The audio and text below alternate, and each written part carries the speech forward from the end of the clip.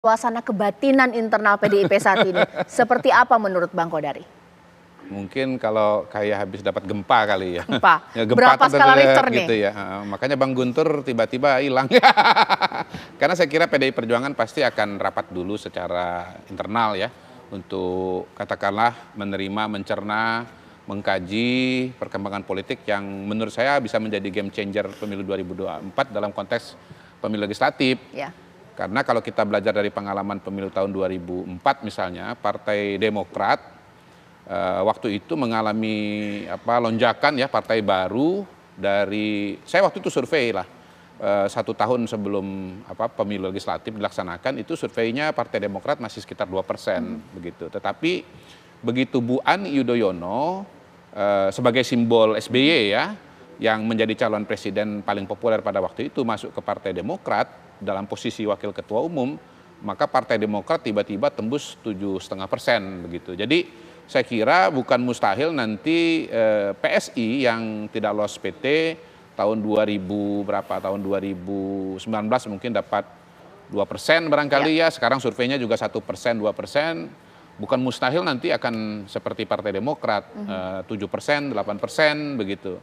Bahkan dalam konteks bahwa Pak Jokowi sekarang sangat populer, popularitasnya 80%, bisa jadi bisa tembus 80%. Jadi saya kira PSI itu potensial untuk menjadi partai yang paling salah satu partai yang terbesar lah di parlemen 2024 begitu. Dan saya kira tadi ada wawancara, saya nonton wawancaranya Kaisang, dia mengatakan bahwa kelihatannya mereka ini terinspirasi oleh partai maju ke depan ya, move forward dari Thailand.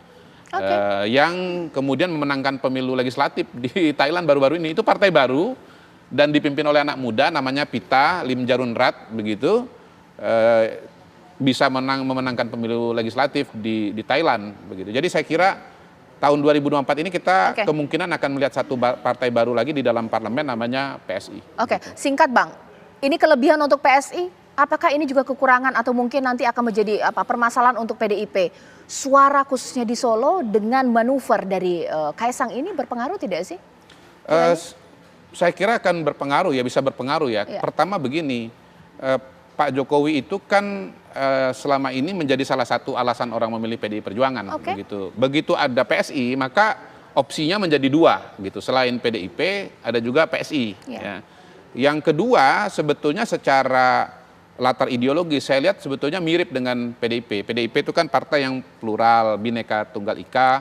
Sementara PSI juga jargon-jargonnya sebetulnya sama kan. Bahkan PSI sendiri kalau dari singkatannya kan Partai Solidaritas Indonesia. Solidaritas itu kira-kira bahasa lainnya dari Bhinneka Tunggal Ika lah.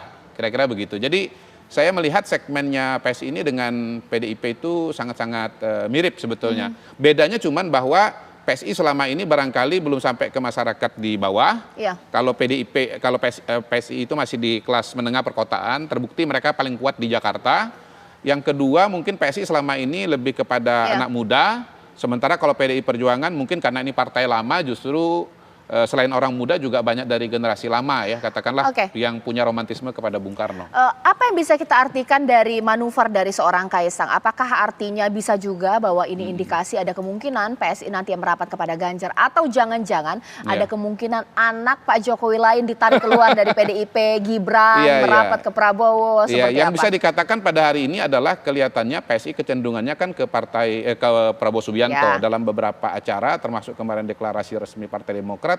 Ada perwakilan resmi juga ada perwakilan dari PSI juga di situ. Memang PSI belum resmi memberikan dukungan kepada Prabowo, tetapi dengan adanya anaknya Pak Jokowi di PSI, maka kemudian ya artinya ya salah satu simbol Pak Jokowi itu nanti ada di Prabowo Subianto, karena di Prabowo ada PSI, di PSI ada Kaisang. Dan menurut saya ini juga mungkin masih awalan ya, jadi anggota. Nanti kita tunggu apakah jadi calon anggota DPR atau jadi juru kampanye atau bahkan misalnya jadi ketua umum begitu. Karena kelihatannya polanya PSI ini suka nyicil kode gitu, nyicil kode. Giring sudah kasih kode bahwa dia akan mengembalikan ketua umum kepada pemilik aslinya. Lalu kemudian kemarin Mawar bukan nama yang sebenarnya, lalu hari ini jadi anggota begitu. Jadi ya saya kira apa yang dikatakan oleh Pak Jokowi itu ini masih banyak cerita, masih banyak drama, kita saksikanlah. Dan dramanya pada malam minggu ini adalah Kaisang masuk PSI. Oke.